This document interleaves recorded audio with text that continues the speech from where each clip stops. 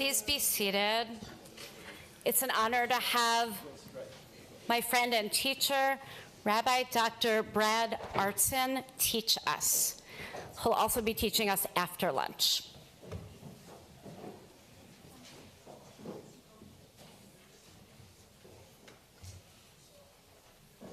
Shabbat Shalom. Shabbat Shalom.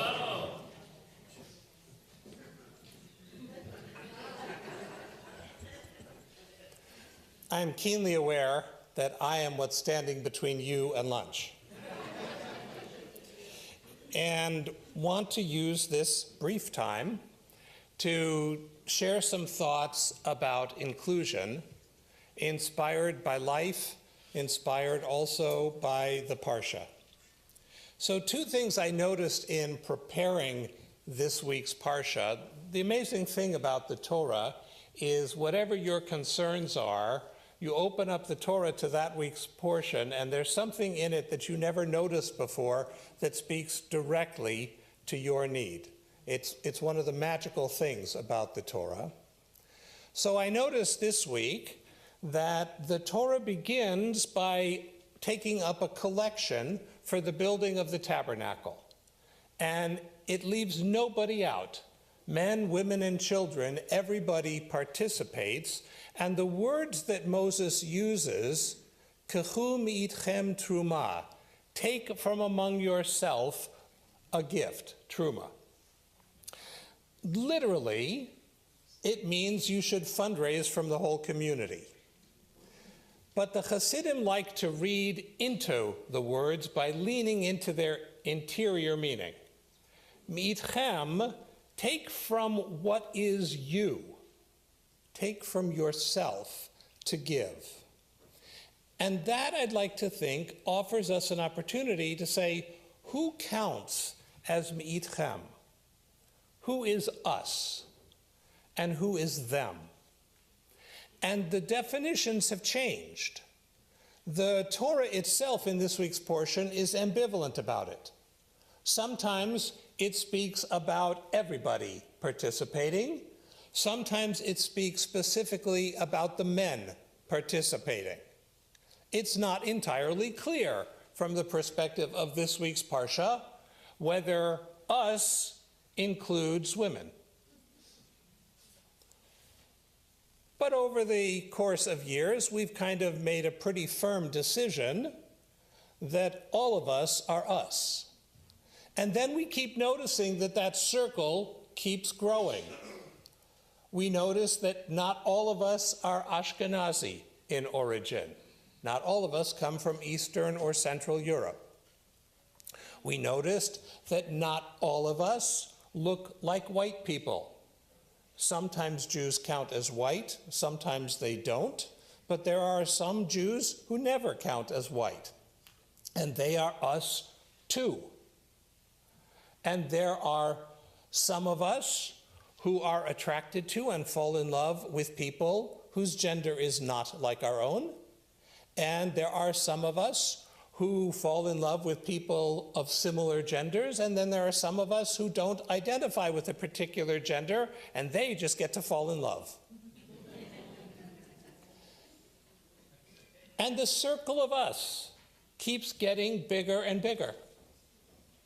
Some of us have different forms of overt neurodivergence, and some of us do a better job of looking whatever normal means.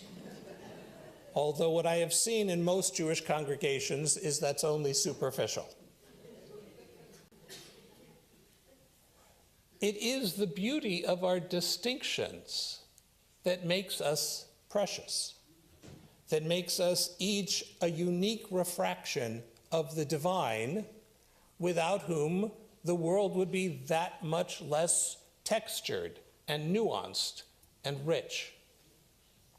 I'm also struck by a second thing in the portion this week that you may have noticed along with me, that people who are skilled at weaving or craft or building or art or collecting, all of these are called hachamim, sages, wise in our tradition. I know we are standing in the shadow of the Ivy League, where there's a particularly rigid definition of what gets you counting as wise. Tends to be heavy on the verbal. But there's a whole lot of ways to be wise in the world, isn't there? Some people have an intuitive ability to see who's before them and to respond to that. Some people are able to imagine possibilities that we don't perceive until they point it out. Some people are able to hear differently or sing differently or act differently. And the struggle is, of course, to recognize that we would be impoverished if we were all the same. For me, the primary teacher in this has been my son, Jacob. For those of you who were here last night, I told you a bit about Jacob. Jacob, from the time he was 3, was diagnosed as autistic and pretty not verbal in his autism. Now, I want to rush to a piece of the conclusion because this is at the point that people can misunderstand me. So I want to rush to say that Jacob is among the greatest blessings in my life, and that you can't love Jacob if you don't love his autism too. It is not his autism that is the burden.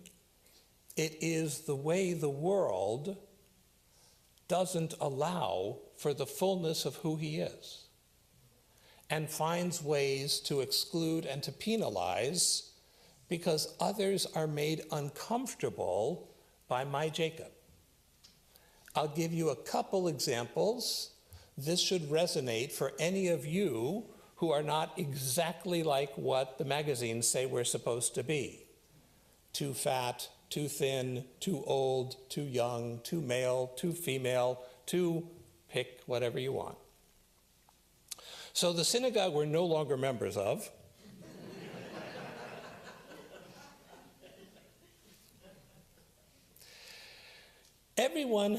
many people who are autistic have a special passion in life, something that they focus on all the time.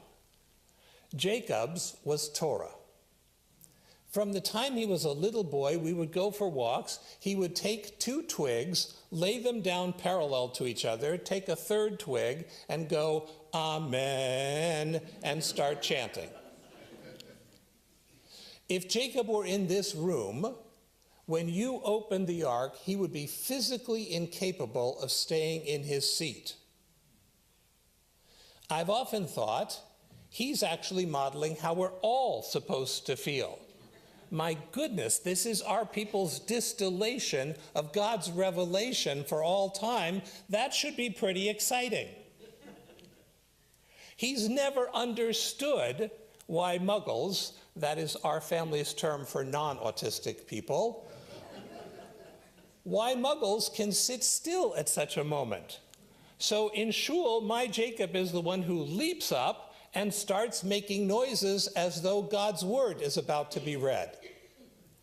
And in this other shul, that was the moment for the so-called self-appointed guardians of our faith to turn to us with a scowl and say, can't you control him?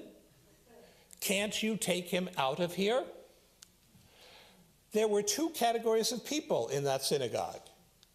The nice people said hi to Jacob at the beginning and then ignored him for 3 hours. Most of the people were not in that category. They just immediately defaulted into the ignoring. Because we Jews are culturally Episcopalian. And we have been taught that people who are strange should be overlooked. It's rude to draw attention to them, which apparently includes being kind, being compassionate, looking them in the eye, saying hello, so we don't. Which, of course, at some point, Jacob would look at his body to see whether he could still see himself, or was he totally invisible to everybody? And And it got so bad that my son, who loves Torah, didn't want to go to shul anymore. It got so bad that my Rebbitzin wife, the Israeli federal prosecutor, became an anti-Semite. A word here about the anti-Semitism that is out in the world. What outrages me about it is they haven't earned it. I have lived with Jews my whole life. I deserve to be really pissed off. Who are these Johnny-come-latelys waltzing in ahead of the line? Take your turn. So, I appreciate that. I like you too. At some point, I was the only one going to shul, and I was mad the whole time. And then here's what happened. The Federation in Los Angeles had a conference on inclusion, and they invited me to be the keynote speaker. About 45, 50 synagogues participated. You had to bring the rabbi, the executive director, the education director, and the ritual chair, and the shul president. So there were delegations from all these synagogues, and they asked me to be the speaker. And I spoke, much as I am doing here. And I said at the end of my talk, you cannot have a conference on inclusion in which the only speaker is neurotypical. You would never have a conference on African American inclusion and have a white guy be the speaker. You wouldn't have a conference on women in Jewish life and have a guy be the speaker. You need to let people self-advocate. So I volunteer my son. He's happy to come to your synagogue. He will give a talk at your synagogue. Invite him. Do you know how many of the 50 synagogues called me up in the following week? Oh, see, you're so pessimistic. No, one. There was a new synagogue starting up in Los Angeles, this little place called Ikar. Oh. And they called and they said they're starting a scholar in residence series and they would like Jacob to be the first. I was doing a gig somewhere else that weekend, but Jacob and my wife Ilana came. He wrote out his speech in advance. He was so excited and so nervous that he couldn't deliver it, which is typical. And so Sharon, the Rabbi Brous, nonplussed, said, how about I read it for him and he can take time to calm down, which is a good reaction. So she read his speech, and Jacob paced in the hallway, but by the time she was finished, he was ready to come in the room. And then people asked him questions, and he typed answers to all their questions for about an hour. And then walking out, he said to Ilana, Ima, why aren't we members here? And Ilana said to him, well, I need to talk to your father about this, but we will be.